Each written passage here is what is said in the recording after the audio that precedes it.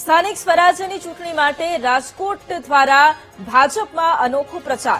Ward number 10ના ભાજપના ઉમેદવારે કમળ સાથે પ્રચારની શરૂઆત કરી હતી। ધારાસભ્ય દર્શિતા શાહે પણ ભાજપના ઉમેદવાર માટે પ્રચાર કર્યો છે। ભાજપ ઉમેદવાર અને કાર્યકર્તાના હાથમાં કમળ હવે આકર્ષણનું કેન્દ્ર બન્યું છે। વોર્ડ નંબર 10ના ઉમેદવાર ઘનશ્યામ હેરભાઈએ જીતનો વિશ્વાસ વ્યક્ત કર્યો છે।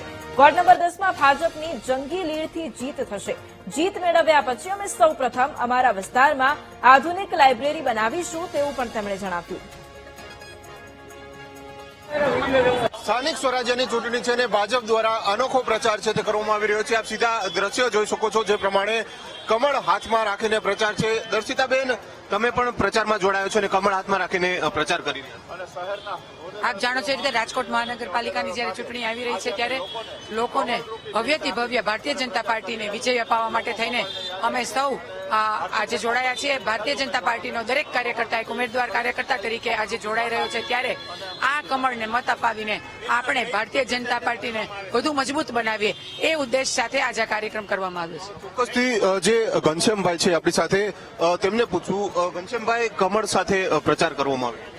જી, કમળ સાથે પ્રચાર કરવાનો વાત એવી નથી કે કમળ સાથે જ પ્રચાર કરવાનો હોય। કમળ છે અને ભારતીય જનતા પાર્ટીનું નિશાન છે, તો અમે ઓરિજિનલ કમળ સાથે એટલે પ્રચાર કરીએ। લોકો 26મી તારીખે કમળ યાદ રાખે અને 4 કમળને વોટ આપે, એના માટે લોકોને અમે કમળ વિતરણ કરી રહ્યા છીએ।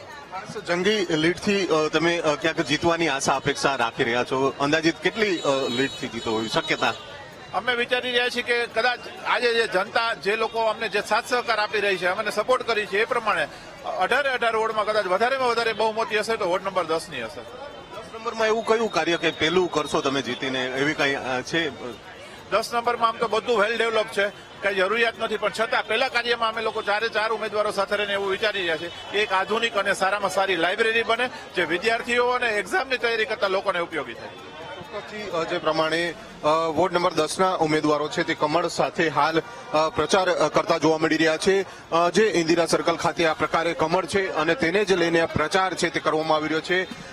ચોક્કસથી જે પ્રમાણે સ્થાનિક સ્વરાજ્યની ચૂંટણીઓ છે અને આ ચૂંટણીને લઈને જ આ પ્રકારનો માહોલ છે તે રાજકોટમાં જોવા મળી રહ્યો છે। ભાજપ દ્વારા આ પ્રકારે હવે કમળ સાથે યુનિક પ્રચાર છે તે કરવામાં આવી રહ્યો છે। વોર્ડ નંબર 10ના આ દ્રશ્યો છે, ધારાસભ્ય છે તેઓ પણ આ કમળ સાથે પ્રચારમાં જોડાયા છે। કેમેરામેન જુદી ચપાઈ સાથે ભાવેશ સુંદરવા, વીટીવી ન્યૂઝ, રાજકોટ।